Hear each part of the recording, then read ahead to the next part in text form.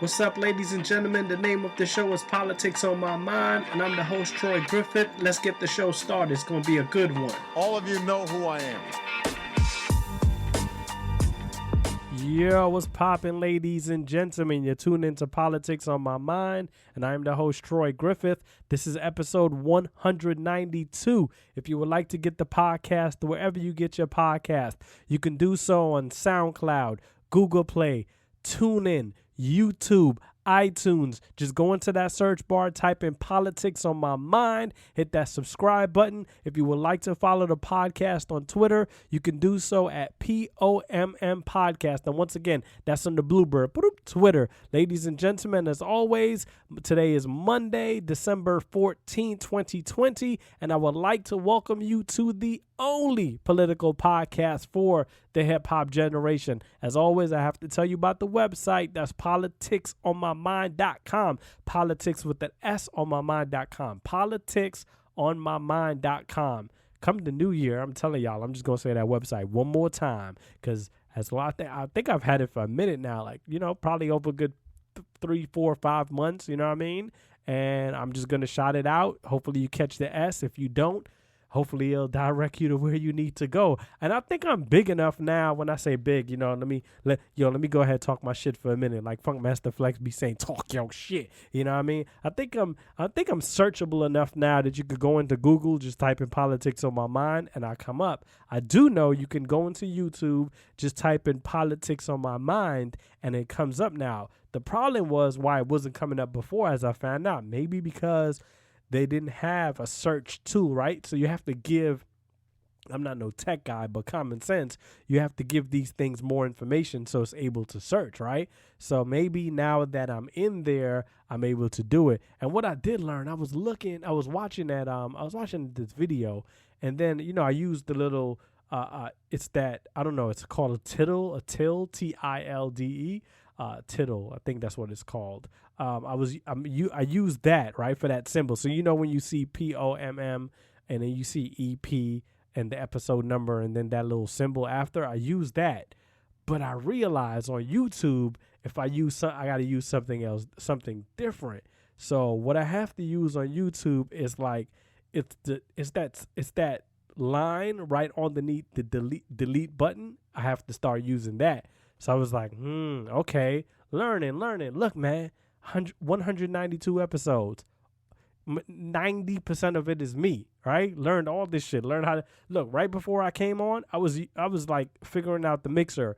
How long have I been doing this podcast? I think I've had the mixer I've been doing the podcast almost 5 years. I think I've had the mixer for maybe, like 4.5 years. I didn't have it in the beginning, and I was coming on. I was like, let me try something different, right? All me. You learning how to put it on YouTube, all me. You know what I mean? So go ahead and shout out to me real quick. Yeah. Yo, what's up, y'all? What's popping? You know what I mean? Monday, December 14th.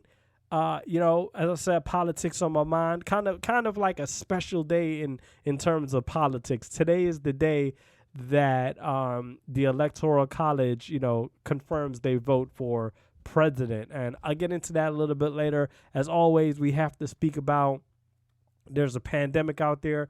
Wear your mask. It's super important. It's important that you do so. It's important that you keep your distance. It's important that you wash your hands. My mom sent me a joke, a Caribbean joke where, they was, talking in a Caribbean language, right?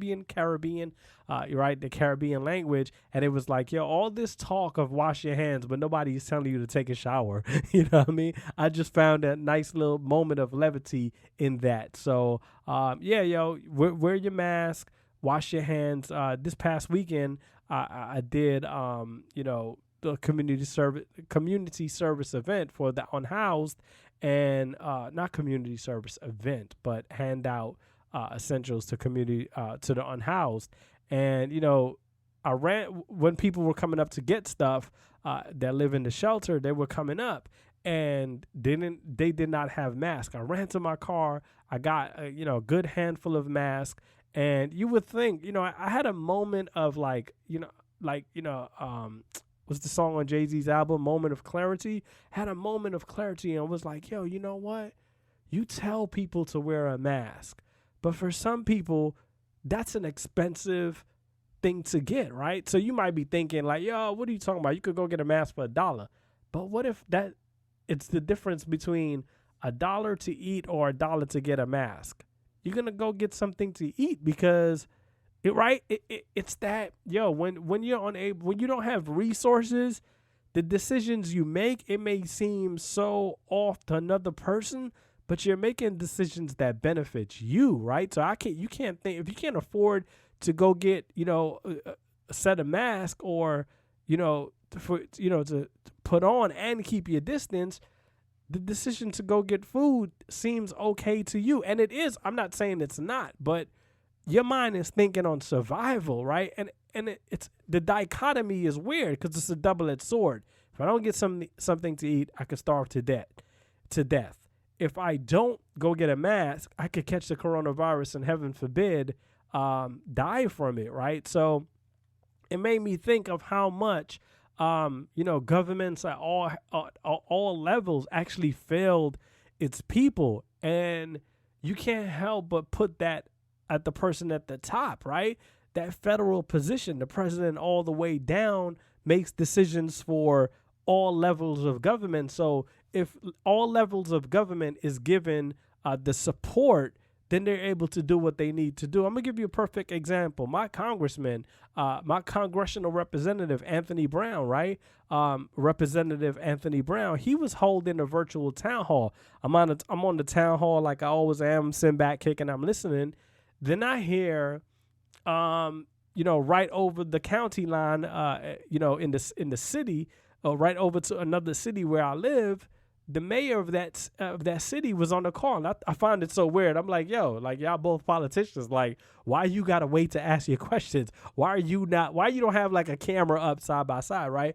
But the biggest point is the mayor, and I paraphrase, he said, basically, where are my resources to help the residents in my city who may need it, right? Be it unemployment, be it food, all those type of things. And Anthony Brown, no knock on him. This isn't blaming him or anything, but he said we're working with Congress because what people don't realize, when you're a member of Congress, I want you to listen to that word, a member of Congress, there's 534 other people you have to consider, right? There's 435 members of Congress in the House of Representatives. There's 100 senators, two senators for each state, right? So D.C., that's a conversation, statehood, they need it, right? So there's 534 other members of Congress you have to convince to do something. And you have to get majority 2/3 in the House,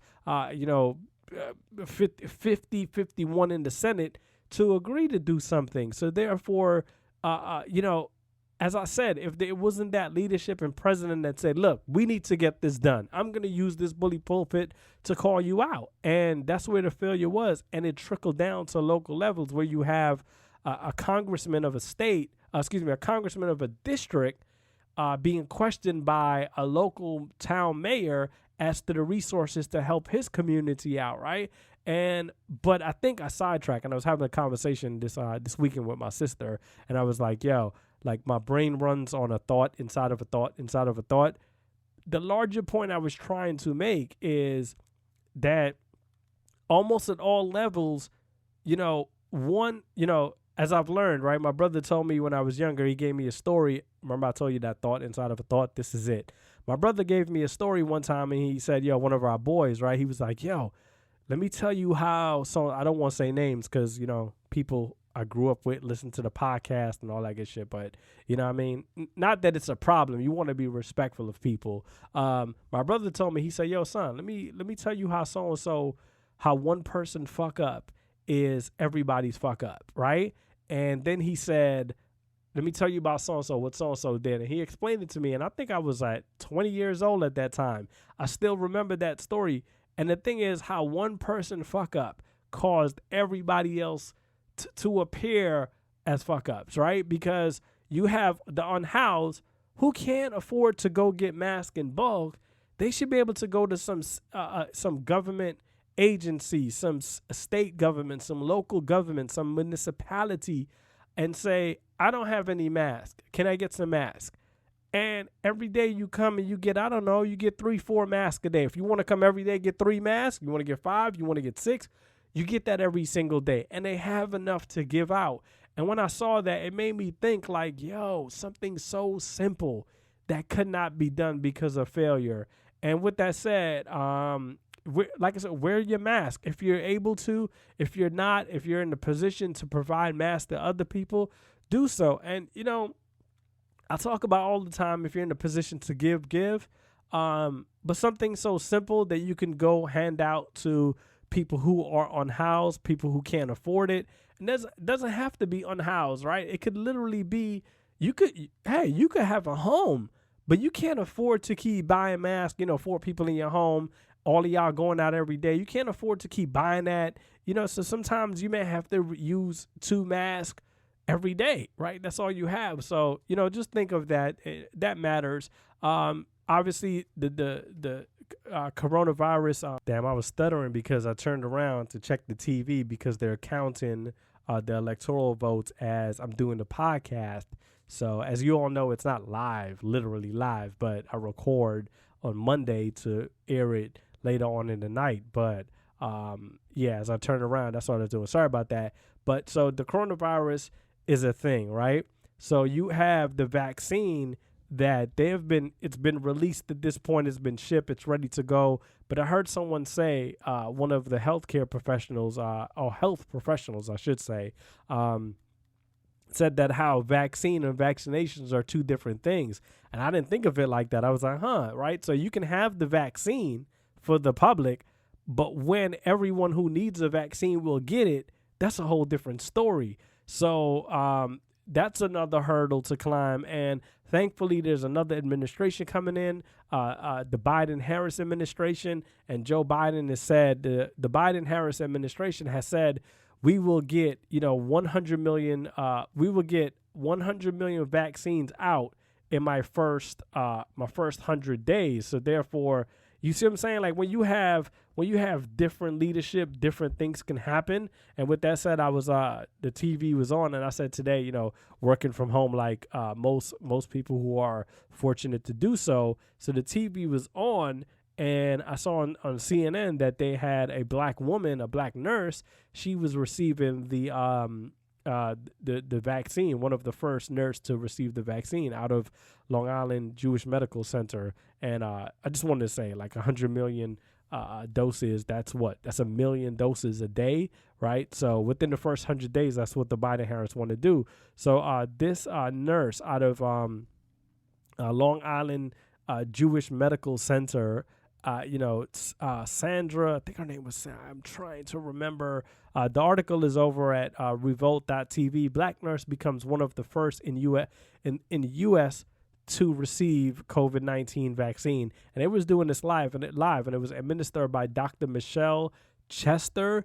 And the name of the nurse, I can't remember. It was a black woman. I don't know why her name escapes me right now, but I will try to find it. It was a Pfizer shot, which means she has like it's a 90%, it's 90% effective. So therefore, just think about that effectiveness will help it. But the vaccine is not the end all be all. We still have to wear our mask. And that black woman name is, she's Nurse Sandra Lindsay. And that was recorded live, so there's that. I got a text from a former coworker that said, are you going to get the vaccine, right? Here's the thing. I'm not a doctor, right? So you don't go to your barber for medical information, right? So, and I think I've talked about this before. If you're discussing the vaccine with your barber, your mechanic, your real estate agent, everybody but a professional doctor, you're kind of sounding like a fool. So you asking me is just based on what, right? And there's a lot of that out there where people are skeptical. And look, healthy skepticism is good, but ignorance is not. And I say that because writing this article, Revolt.tv, obviously being a hip-hop centered station, TV station. Now with the news article, they talked about Lupe Fiasco, right? And then they talked about Offset. Who the fuck are these people? They're fucking rappers. They know how to spit a 16 to a great fucking beat. They know how to rock a chain and, make the chain look nice, know how to rock diamonds and tell you that they got diamonds on, tell you about their nice cars. And I hate to marginalize rappers to that, but that's most people's idea of what rappers are. And if you know, it's the only political podcast for the hip hop generation, right? With that said, I don't look to these people for medical advice. And neither do you, because no other time in your life do you be like, yo, you know what? My shoulder is bothering me. Let me find out what Offset from Migos think, right? Let me find out what Lupe Fiasco thinks of, me taking this pill that's necessary for whatever. I have a headache, right? Let me find out what this pill, what does Lupe Fiasco think of this pill for a headache, right? And separating the words headache, right? Right. Let me find out what that person that has no other qualifications than what they do, what they think. You don't do it for anything else in your life. So when it comes to the vaccine, go ask a professional. You're fortunate enough to have a doctor. Go ask that person. Hey doc, these are my concerns. You as a professional, what do you think? Right? You call your doctor doctors aren't there only for you to show up when something is wrong. You have a question and it has to do with your health. The person you speak with is your doctor. So show up, go ahead and, don't ask me, don't ask my opinion, because what I'm going to do is not what you're going to do, and vice versa, right? So in terms of the vaccine, like I said, when you're in a position that, it's a double-edged sword, heaven forbid you have all kind of comorbidities, you may not have the luxury of saying what you're not going to do, right? You're like, yo, it's a double-edged sword. I don't do this, this happens. I do this, this happens, right? So speak to your doctor. Stop talking to your friends, your best friend, people you grew up with. That shit gets us nowhere. It's just two dumbass people talking to each other. I'm not a doctor. I'm not an epidemiologist. I'm not a virologist. You know what I mean? I don't know what the name is for people that study vaccine. It sounds like a vaccinologist. I don't know. You know what I mean? Like, let me look that up. What's the name for someone who studies vaccines? Dr. Fauci. No, I'm joking. It didn't come up, right? But somebody like Dr. Fauci that's been doing this their entire life, that's who you speak with. So there's that, and that matters. Speak to a professional. And I just wanted to air that out and get it out the way. You feel me? Make it happen. That's all. Not bad if I ranted on too long, but you know what, man? Sometimes you just gotta get that out. You gotta do it in such a way that it rings volumes, right? Like it gets stuck in your head. I just wanted to talk about that. As always, I have to talk about, not as always, but there's an election also going on in Georgia. If you live in Georgia, know a friend, know a foe, reach out to them if it's safe to do so and say, yo, today, December 14th, is the first day of voting for the Georgia Senate runoff. And the candidates who are running, on one side there are two Senate seats up in Georgia. On one side you have Raphael Warnock is running against Kelly Loeffler. She's the sitting U.S. Senator from Georgia. She was appointed because, this is facts, you could look it up. She basically dumped her money because her and her husband are wealthy, dumped her money on the Georgia Republican Party, and they were like, yo, you know what, we owe her, let's go ahead and appoint her to this seat. Sort of like Martha McSally in Arizona, and hopefully she has the same faith, F-A-T-E, faith as Martha McSally, who lost her seat to Senator Mark Kelly. So Raphael Warnock is running against sitting Senator Kelly Loeffler. Raphael Warnock is the current pastor at the Ebenezer Church. And if that church sounds familiar, It's the same church that Dr. King pastored at. If you want to know, Ebenezer, if you want to know,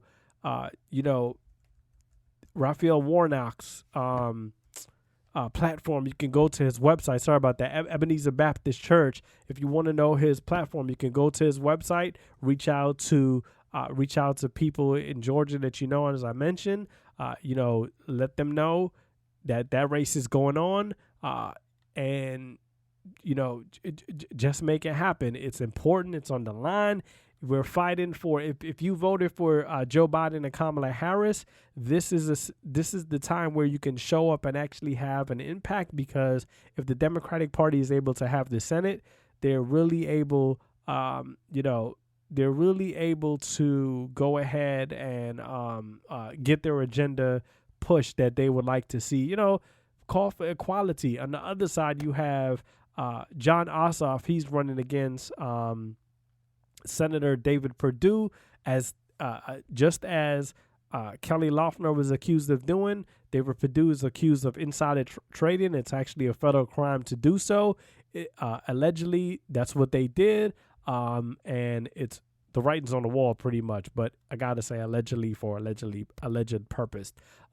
So if you want to see, I'm not gonna act like I'm objective. Like, you know what I mean? It's Raphael Warnock and John Ossoff. Go to ReverendWarnock.com. Go to ElectJohn.com. Like, I'm not going to sit here and like, I'm unbiased and I'm only telling you go out to vote. No, reach out to your peoples in Georgia and tell them that the Democratic Party needs to get the Senate. And in order to do so and get the majority, they need to elect John Ossoff, Raphael Warnock, so the Democratic Party can get the majority in the House and get the agenda pushed. That's simple and plain, right? There's this article over at yahoo.com. Georgia ministers send letter urging Senate candidate Warnock to denounce abortion. And basically what this is, they're pushing this idea because, they say, it's not an article, it's a video, excuse me. And obviously it's over at Fox News. And when you hear people say they're against abortion, listen closely, because what they really, and I've said this before, the abortion issue for the Republican Party is not about life, because if they cared about life, they wouldn't be, these ministers wouldn't be pushing him to denounce abortion. They'll be pushing that, as we are right here, right now, you have an administration that's they executed someone for a crime. So the death penalty, it's still active right now. They don't care, they don't care about life. So that's why they use the word abortion. So when someone say that, and I've said this before on here, they're really saying they want white women to have more babies. They want to stop abortion because they know, they say by the year 2045. But if you ask me, the time is much sooner that, white people in the United States will be the minority in terms of race. And that's what it's about. So that's complete trash. When you hear someone say they're against abortion, listen closely. Okay, so you're against the death penalty. Okay, so you think that poor people should have resources so they won't be poor, right? Okay, and what about those babies at the border that are locked in cages? You care about life, or you just care about a woman's vagina?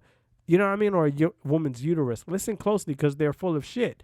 And I'm going to tell you why they're full of shit. Brandon Bernard, right, was executed last week by the current administration, right? And Alfred Bourgeois, I hope I said his name correctly, he was executed the day after Brandon Bernard.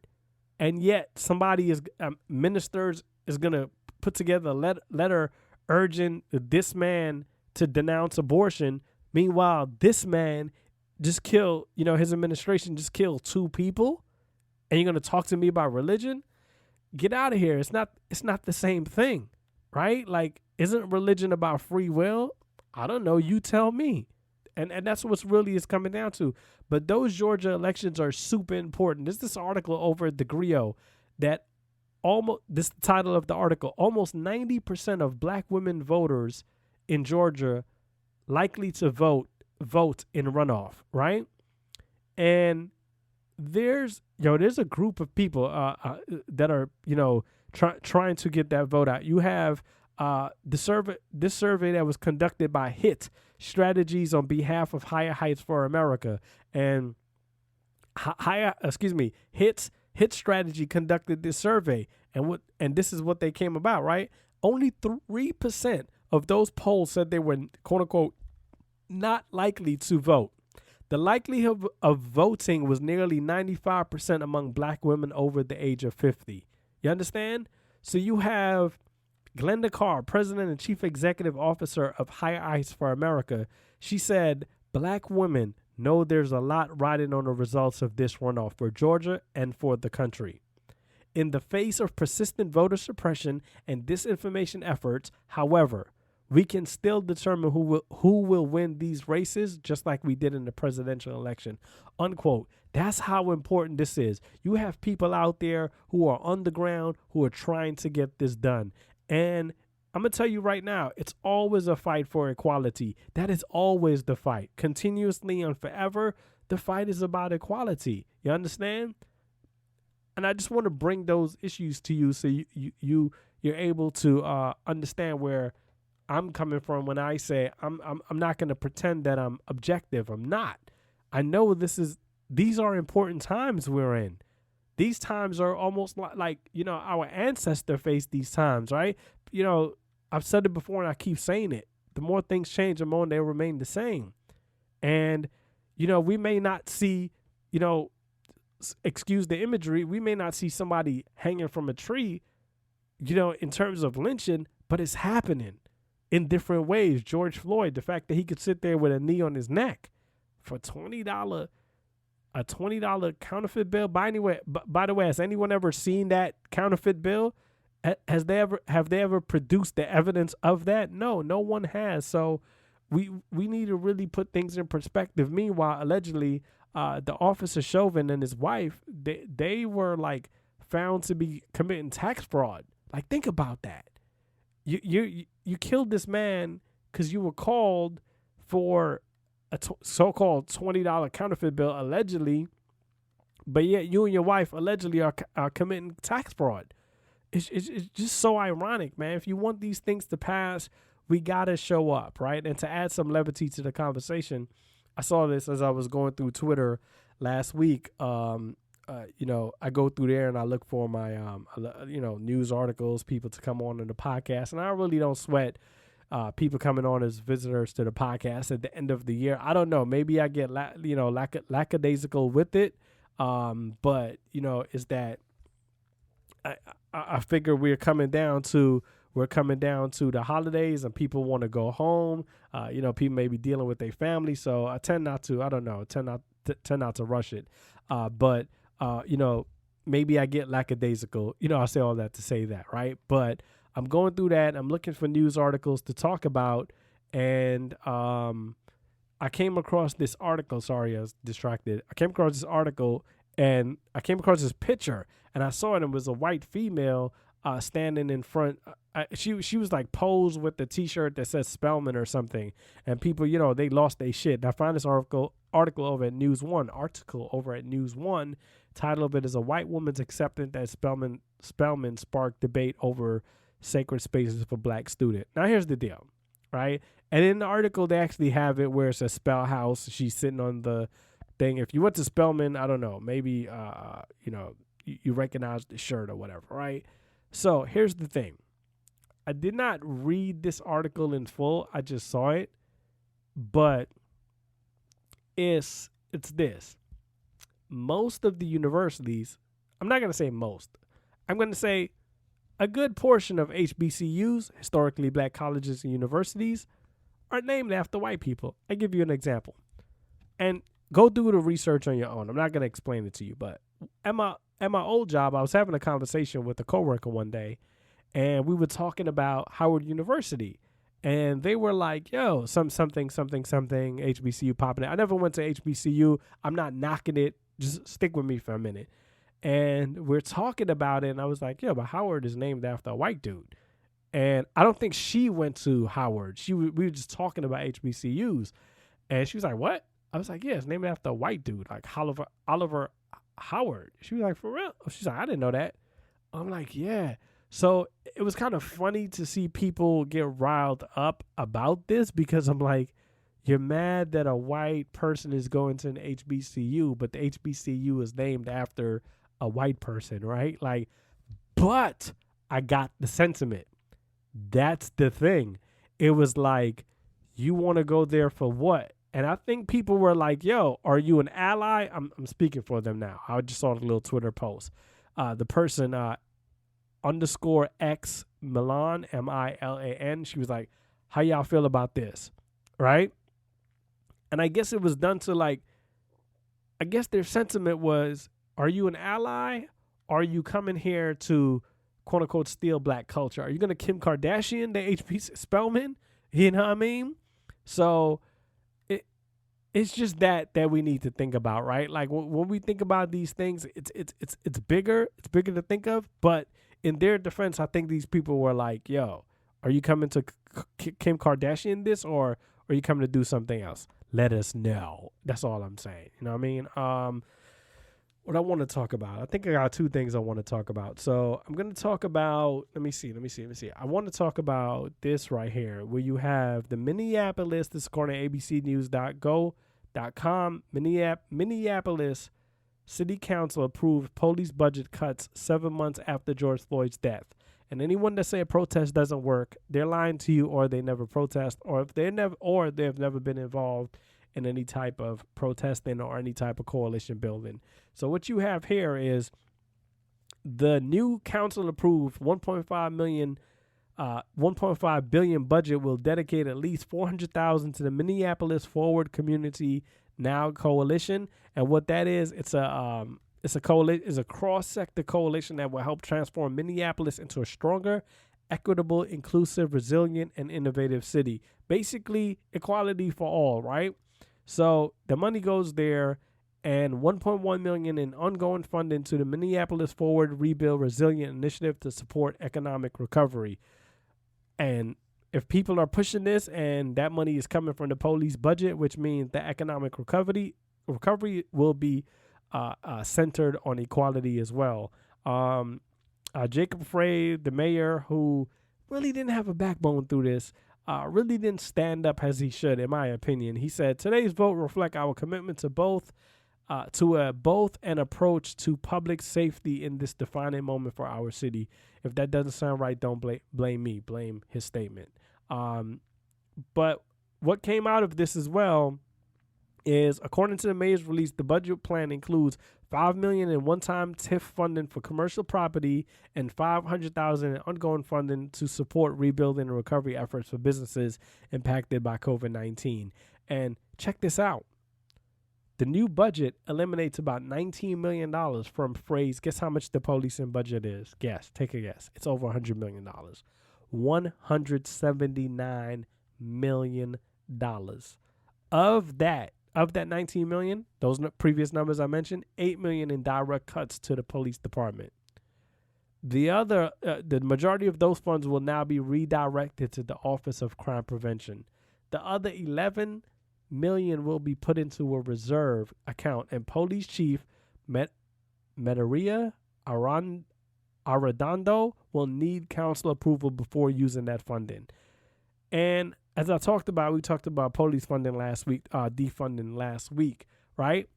But what I'm talking about here is these things will be centered less on the defunding part, and more on giving funding to organizations, programs that need it to better serve the community, right?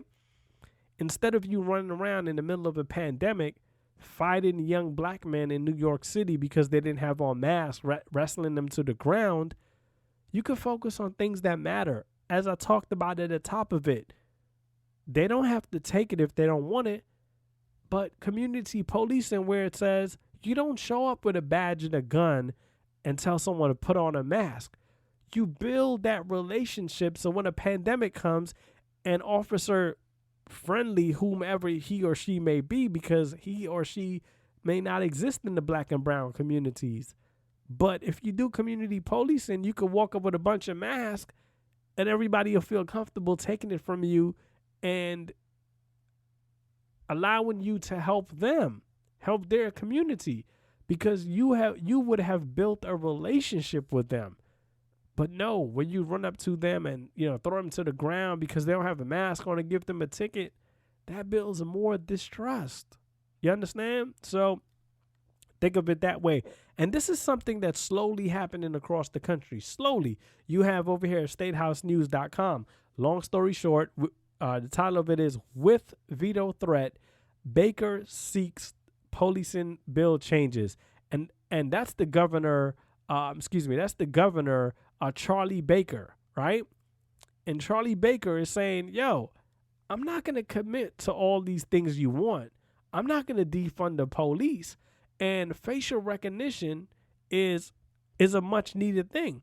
And his legislators are saying to him, we not budging on this, right? This is not happening. This is not something we're doing because this is not, this is not something we're doing because that's something we want to do. But the Massachusetts governor, Charlie Baker, he's like, yo, facial recognition is not coming out of that bill. The legislature is like, we're not budging, and I'll put words in their mouth.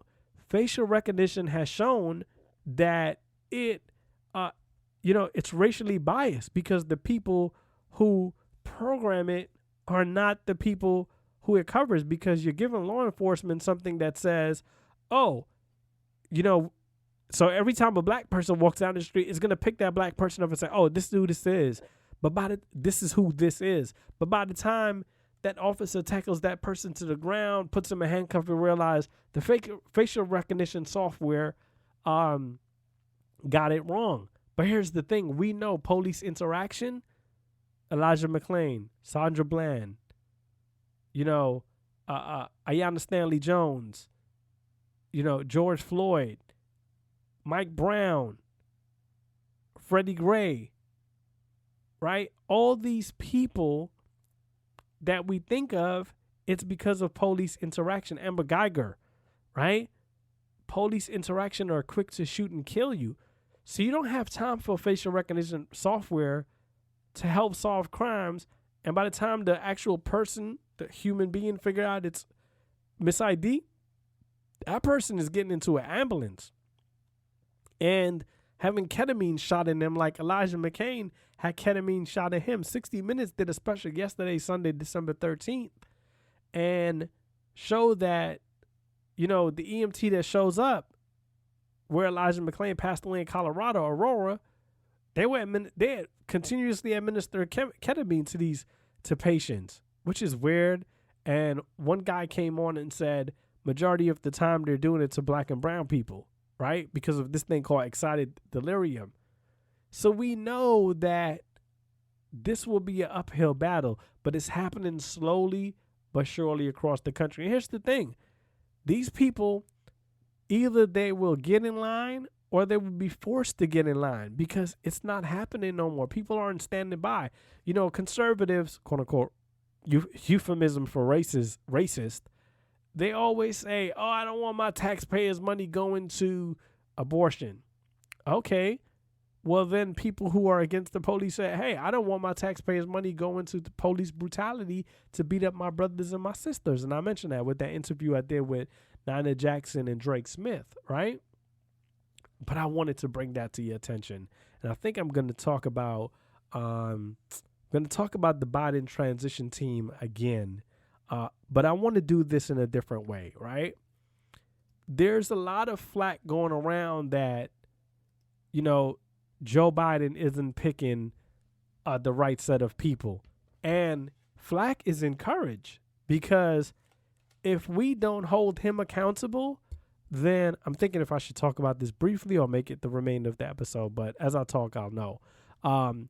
If we don't hold him accountable, then he's going to choose to do what he wants to do. So accountability is important, right? And I'm going to go through a couple clips of a meeting that was held by civil rights organization with a Biden-Harris team. So if we don't hold, and I kept saying him because the president, he's the president, right? The buck stops with him. But it was Kamala Harris and Joe Biden. They held a meeting with civil rights group, and they laid out the priorities for Biden's Justice Department. And this is according to Politico.com. I don't know if I was supposed to do this because that, as I was listening to the hour and 40-minute interview, as I was listening to the hour and 40-minute meeting between them, I did hear Cheryl Eiffel say it's not released to the press, but you know what I mean? It's always somebody that makes it happen. So anyway, I was able to do it. Sorry. I was able to do it, and I got it. And there's Cheryl Eiffel talking about the police. Like, and, you know, jumping on that real quick, where she talks about, it's a minute and 30 seconds long. I'm not going to do that. I'm not going to play. That's way too long to play that clip. But basically what she was saying with this, on the Title 16, Sherilyn Eiffel, right? She was the legal defense fund, right? The NAACP Legal Defense Fund, which is, you know, Thurgood Marshall. She's in the shoes of giants, and she's a giant herself, right? And she talks about ways to defund the police, right? Under Title 6, saying, yo, give me your Title 6 of the U.S. Code, Title 6 of the Voting Rights Act, where it says, if your organization is discriminating against communities, we could pull federal funding from you. And Sherilyn Eiffel of the NAACP Legal Defense Fund says, yo, here's how we could do this with police departments. What we can do is this. We can ask them and say, yo, what is it, you know, when you fire your gun, who you firing your gun at? Your arrest, who you arresting? Your use of force, who are the people that are receiving that use of force? So let's pick on Wisconsin. Let's say Wisconsin, a state that's 90% white, but yet 75% of the people you shoot at are black and brown people. That's a problem. There's some discrimination there. Get it right, and then you will start receiving your funding again. And somebody might be hearing this and say, so what? You're telling them they should start, you know, doing the opposite to somebody else? No. I'm not saying that. What I'm saying is this, that, in other words, consent decrees, look it up. Consent decrees can be done with the Title VI portion of it. Like, yo, we don't have to hold you on the consent decrees no more. We're just going to pull funding now, right? We're not going to supervise you with this consent decree. We're going to do it in a way that, you know, forces your hand. And basically that's what she was saying. But as this is taking place, I can't remember if I think I did talk about Susan Rice. I don't think I talked about Susan Rice. Susan Rice, she will be appointed as the director of the Domestic Policy Council. By counts, she's the descendant. Her grandparents were Jamaican. One of her grandparents were Jamaican. So therefore, you will have two people in the White House of Jamaican descent, right? Think about that. That's powerful. And you have Marsha Fudge. She will be the Secretary of Housing and Urban Development, Congresswoman Marsha Fudge. If you don't know about Congresswoman Marsha Fudge, you better get to know her, man. Like, she's about that life. You know, she's loved in Ohio. They love her. Currently she's a congresswoman for the 11th district in Ohio. So if you don't know about her, you damn sure about to get to know her. She has her JD from Cleveland State University. Cleveland Marshall School of Law. She's the past national president of the Delta Sigma Theta sorority. So what that tells you, you got an AKA and a Delta in the White House. You know what I mean? On this staff. But these civil rights group are meeting with him and saying, the Biden-Harris campaign saying, yo, we need more. You understand? And we need this to happen ASAP, because I'm going to let Al Sharpton tell it. There's a clip from Al Sharpton, and he tells it and says, I love the way he worded it. And, you know, Al Sharpton gets a lot of flack by the media, but the reality of it is this. Unless you sit down and listen to Al Sharpton, you really don't know what's being said. You're only being told what's being said. So I'm going to go ahead and play what Al Sharpton said, the reason they're holding Joe Biden, Kamala Harris administration well into accountability before they get into office. Hold on. As I said that day in Selma, Mr. Vice President-elect, that we are not looking for better slave masters. We're looking for freedom. Some people are always like, why it always got to be about race? Why it always got to be about race? You heard what Reverend Sharpton said? Because we fighting for motherfucking freedom. My words, not his. We fighting for freedom. You understand? That's the illest thing I heard I was like, yo, that was super powerful. And he went on to say, and this is what I want to talk about, I guess, for the remainder of the episode. He said something to the effect that, you have progressive, right? People, on the Democratic Party, people who are in the Democratic Party will say, oh, I'm progressive. And, he made a good point. He said, yo, they're progressive on everything but race. When it comes to race, it's like, oh, you know what? Let me not. We don't want that. And what he was really talking about was General Lloyd Austin. President-elect Biden and Harris, and Vice President-elect Harris, they selected Lloyd Austin. Excuse me, I think I did say Lloyd Austin. General Lloyd Austin. They nominated him to be the Secretary of Defense. He's a retired 4-star general with more than 40 years of military experience, right? And he's a black man. And I'll go through his qualifications real quick. There is he's the 12th commander of the U.S. Central Command, retiring as a 4-star general in 2016 after more than 40 years of military service. All right, it goes on to say, at the Pentagon, General Austin has served as chief of the Joint Staff, and as director of the Joint Staff. He has commanded troops in combat at each of the 1, 2, 3, and 4-star levels, and became the 200th person in history to ascend to the Army's top rank of 4-star general, the 6th African American to do so in 2010. He was the first African American general officer to command a U.S. Army division in combat, to lead a corps in combat, to command an entire theater of war, to serve as Vice Chief of Staff of the Army, and to serve as commander of the U.S. Central Command. He has a Silver Star. He has 2 Legions of Merit. He has 3 Distinguished Service Medals, 5 Defense Distinguished Service Medal. He's a son of Alabama, just like John Lewis was, raised in Georgia. General Austin received his bachelor's West Point, master's in education from Auburn University, and his master's in business administration from Webster University. Why did I go through all of his credentials for you? For a reason. I went through all of his credentials because now you have people who are saying, we cannot do this. We cannot have him. This is their word. We cannot have him be the Secretary of Defense, because the Secretary of Defense needs to be someone who is not a military officer or was a retired military officer, or they have to be retired for 7 years, right? So before him, guess who the Secretary of Defense was? General James Mattis. And Congress made an exception for that, right?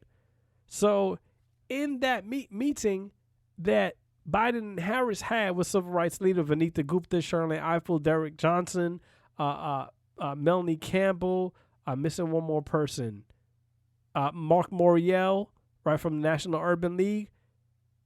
When he had that meeting with those people, and Reverend Al Sharpton, and they're saying to him, this is what we want. Vanita Gupta with Department of Justice, Civil Rights, Sharon Eiffel, Civil Rights, Voting Rights, Melanie Campbell asking for equity, Derek Johnson, NAACP, asking for social equity.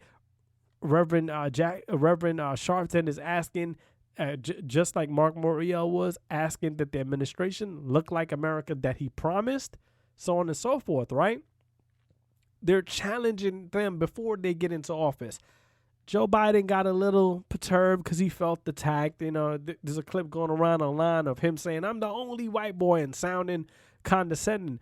But it's an hour and 40-minute meeting, and you have a discussion, and you have to go listen to it, right? But Joe Biden Reverend Sharpton made a point where he said, "Yo," and as I mentioned, where he said, "These people are progressive until it comes to race." So don't back down from any appointments you make. Stand behind it, and we will stand behind you. And in that clip right before, he said, "I will never embarrass you. We will never embarrass you." So you're going to get some pushback, i.e., General Lloyd Austin. Reverend Sharpton saying, "Yo, the previous two Secretary of Defense were two white men. Now you get to the black man, it's an issue."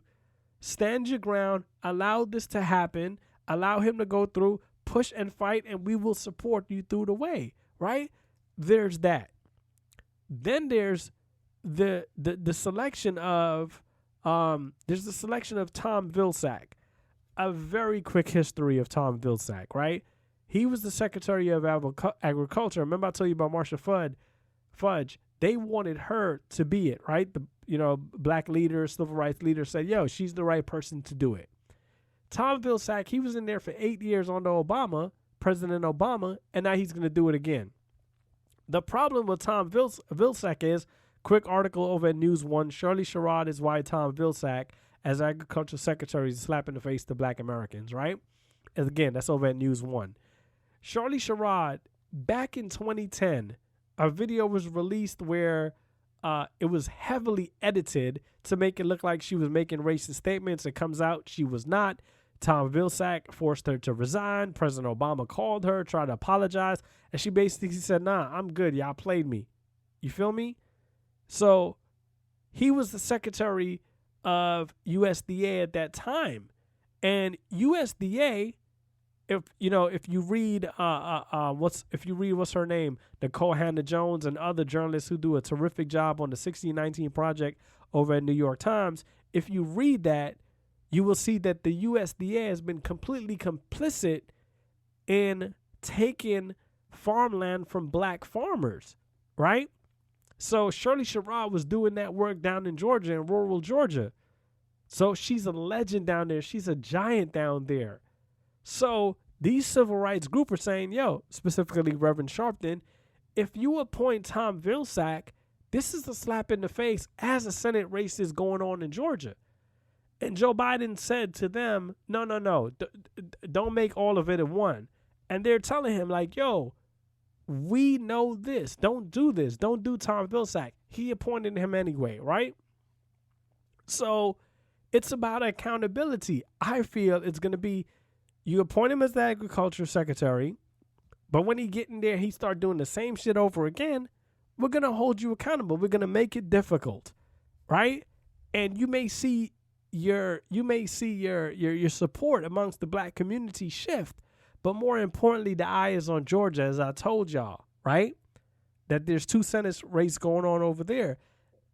The eye is on that prize where you're like, "Yo, you can't do things that's gonna upset Georgia rural voters because they may not show up, right?" So there's that. Then I'll talk about this other stuff here.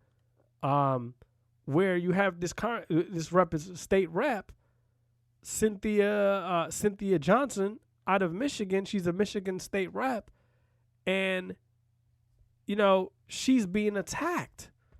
And this is just talking about people who are progressive, saying they're progressive, and he's right that when it comes to race, they disappear, right? And this is over at This is over at theroot.com. This article is Black female lawmaker isn't caving after death threats, losing committee assignments.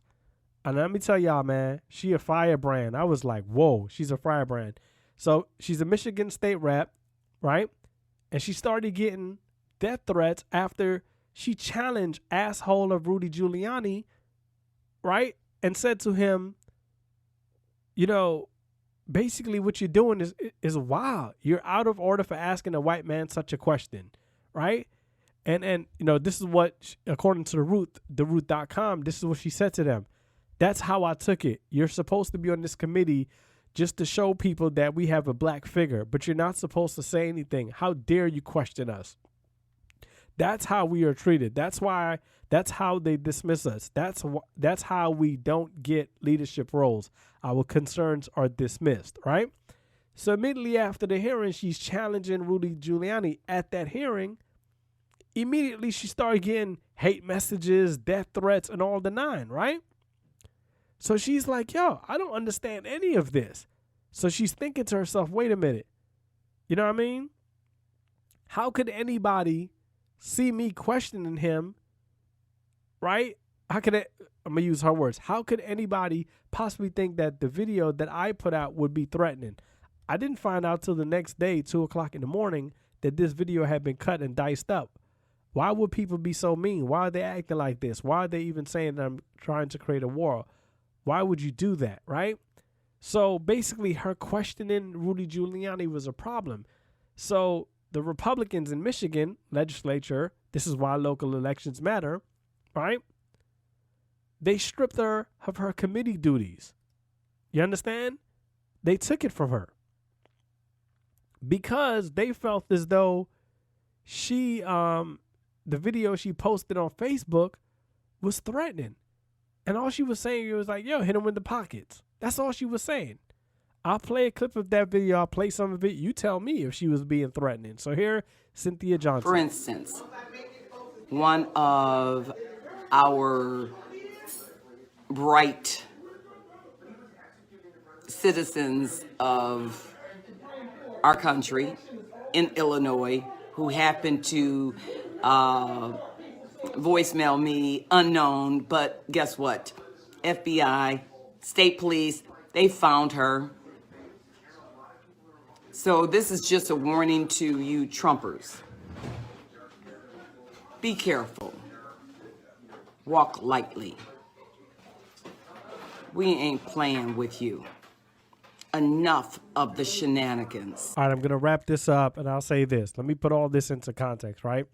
This past weekend, you have people who support the outgoing president showing up to the District of Columbia, Washington, D.C., going to one of the most historic African-American churches in our country. This church has been around, the Metropolitan African Methodist Episcopal Church, been around since 1895, where context, it was founded in 1836, and Frederick Douglass' funeral was held there in 1895, right? This group that support these KKK people, right? These people are Nazis, yo. We're seeing this all over again. We saw this with Hitler. Like, I don't know why in America we're afraid to call it what it is, right? They went to this church, a historic black church, ripped the Black Lives Matter sign, took it to the middle of the street according to the video, and allegedly burned that sign. Saw it on video. You got to say allegedly because, slander and shit, right? Burned that sign in that street. This is an act of violence. If you know your history, that with the KKK, and make no mistake, these groups that claim to be, they come up with these fancy names and shit, these are descendants of the Ku Klux Klan. Make no mistake. These are descendants, right? They grandparents, like, if you, what you think, like, these are people are just like African Americans are descendants of the enslaved. These people are descendants of people who enslaved those people, right? So check this out. And like I said, if you know your history, what they did, they burned crosses. The difference was this wasn't a cross, but it was a symbolic cross, right? Like, we know this is the popping thing today, if you will. So we're gonna burn this. That's number two. Number one, what they did was go and attack churches. Now, they, whether they broke a glass, they knocked a door down, they threw a Molotov cocktail in, that doesn't matter. But the fact that you just I'm looking for the word where you violate something. The fact that you violated that church is an act of violence, right? It should not be touched. So these people, and remember, they have a incumbent president who's been gearing them up for 4 years, getting ready for the violence, right? You know what he said, stand back, stand down, whatever. He was talking to those KKK members. You understand? And Maria Bowser, she said, this weekend we saw forces of hate seeking to use destruction and intimidation to tear us apart. We will not let that happen and continue to stand together strong and united to love.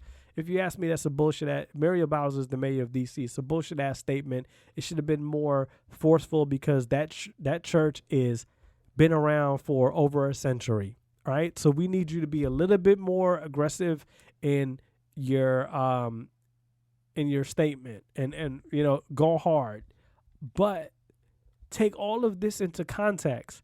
And then you have this representative, Cynthia Johnson, who, by the way, in that video, she had a little champagne glass, so I'm mad at her. And I watched the interview with her on Roland Martin Unfiltered. Let me tell you, if you're talking in terms of black news, Roland Martin, Tiffany Cross on MSNBC, Jonathan Capehart, anybody over at Urban View, Sirius XM Radio. I don't care shouting these people out.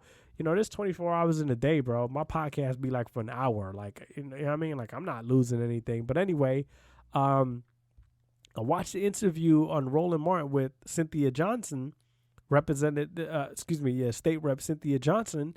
And she was like, yeah, I'm not for the bullshit. You know what I mean? She was gangster. And that clip I played, to put it all in context, I believe it's like a 3-minute video. You could go see it for yourself on Facebook. Somebody is threatening you, calling you, to the point that the FBI have to go get them. Would I expect you to be nice to them? You're threatening me and my family? You understand? And then in the context of that, she's in Michigan. What happened in Michigan? I'll remind you, their governor, Gretchen Whitmer, the FBI thwarted a plot to kidnap, and trust me, if they were going to kidnap her with guns and they were practicing shooting at stuff, they probably was going to kill her. So you have the sitting governor, you know, the FBI thwarted a plot to kidnap and maybe kill her. And then you have these people in D.C. pulling signs from a church, burning it, which is, you know, attacking churches and destroying churches and burning churches is part of white violence during Reconstruction, the Civil Rights era, all that stuff from the beginning of time, you know, burning anything that black people made and put up and just destroying it, taking their lands, all of that all that white violence, right? On top of, I'm getting a phone call threatening me, so much so that the FBI have to go investigate it, and you telling me I can't defend myself with words? That's not how we do it if you're progressive. And here's the thing. I'll say that I didn't see it because maybe I didn't catch it. I'm not saying it didn't happen. But when Al Sharpton said that, I thought about the fact that, hey, all these people in Michigan who are on the Democratic side, and I'm sure they call themselves progressive, they should have been standing there defending her like, yo, this is not cool. This, like, speak up. The same way that you will speak up with anything else. When a Republican do it, have your Democratic rep back. It's really not that hard. You understand? So I just wanted to mention that. And there's one more thing I know I'm forgetting. I just remembered it as I was talking, and then I forgot it that quick. But these are just things I want to talk about and bring to your attention as we wrap up the year, right? So this episode really did not have a title. I just wanted to throw some stuff. And as it coming down to the end of the year, you know, I got one more episode. There will be before the end of the year, one more episode, December 21st. That's the last episode of the year, and it's going to be a good one. You got to tune into that one. I appreciate you tuning in. Hip Hop Generation. I'm not saying I'm going to rule the world or I'm going to change the world, but I guarantee that I will spark the brain that will change the world, and that's our job, is to spark somebody else watching us.